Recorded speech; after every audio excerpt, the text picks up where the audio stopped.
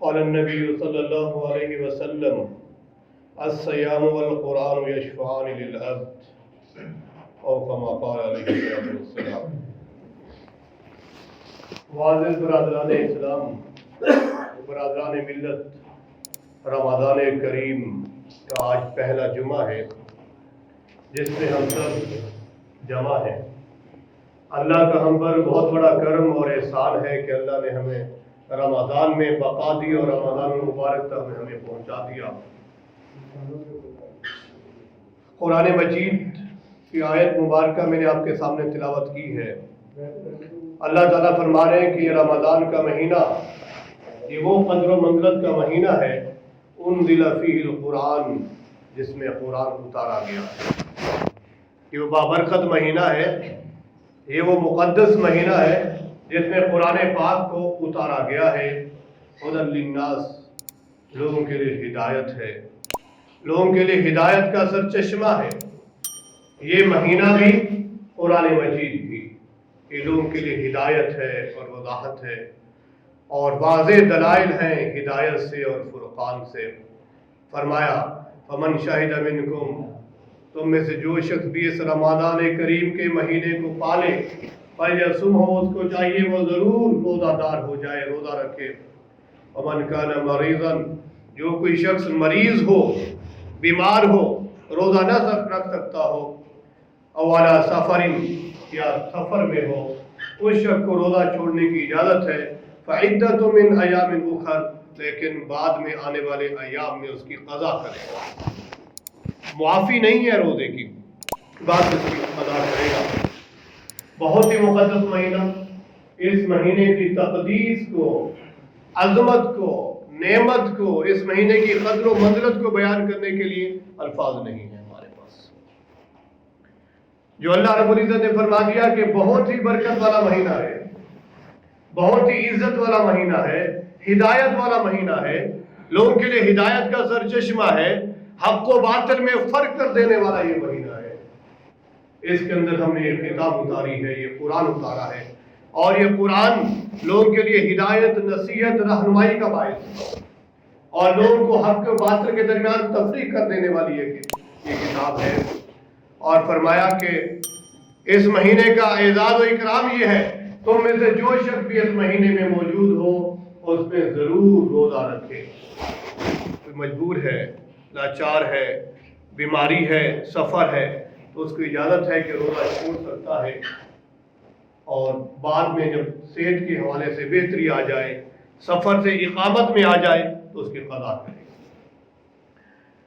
اللہ کے نبی صلی اللہ علیہ وسلم کا ارشاد گرامی ہے کہ قرآن اور روزہ، یہ دونوں چیزیں بندے کے لیے سفارش کریں گی قیامت کے دن۔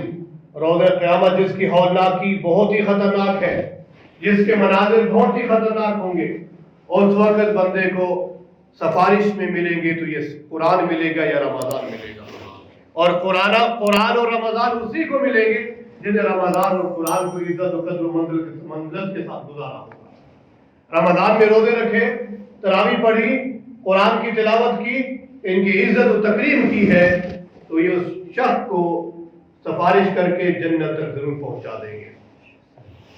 ابو ہریرہ راوی ہیں، ایک روایت نقل کرتے ہیں آمنہ کے دور یتیم صلی اللہ علیہ وسلم سے، فرماتے ہیں ابو ہریرہ قال من لم یدع قول الزور، کہ اللہ کے نبی نے فرمایا جو شخص جھوٹ کو نہیں چھوڑتا، والعمل بہ، اور جھوٹ پر عمل کو نہیں چھوڑتا، فلیس للہ حاجۃ ان یدع طعامہ وشرابہ، اللہ کو اس کی کوئی ضرورت نہیں ہے بھوکا اور پیاسا رہنے۔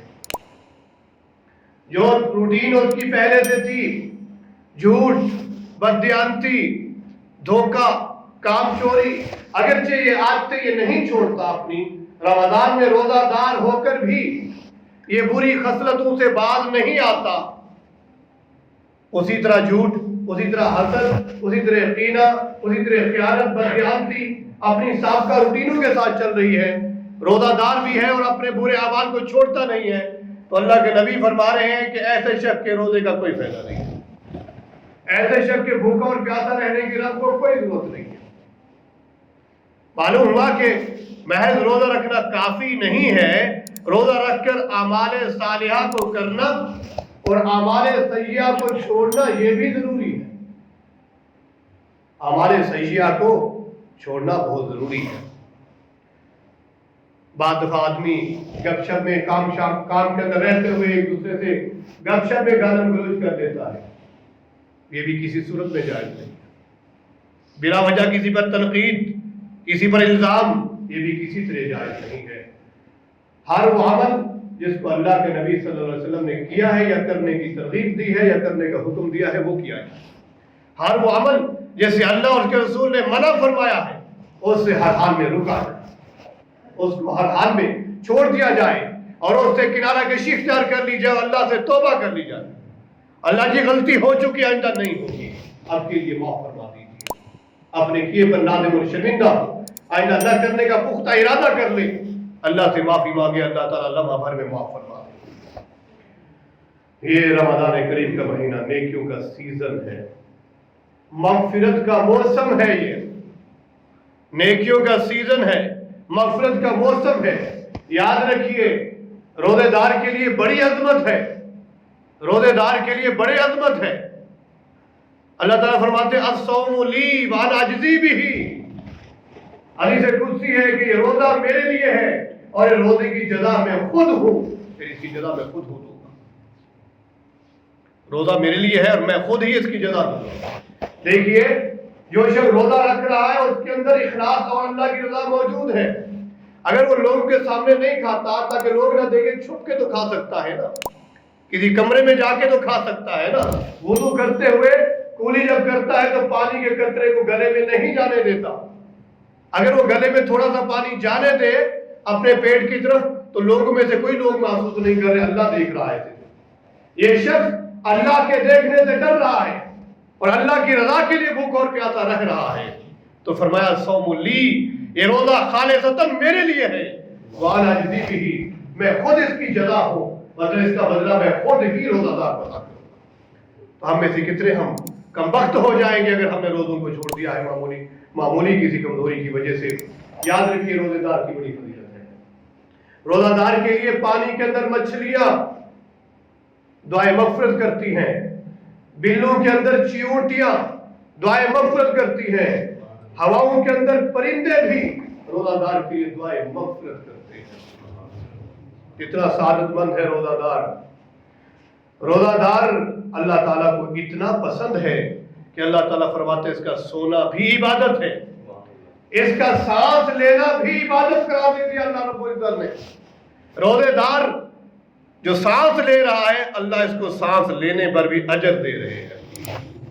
اگر روزہ رکھ کے سو گیا ہے نیند پوری کرنے کے لیے، آرام کے لیے، اس پر بھی اس کو اجر مل رہا ہے.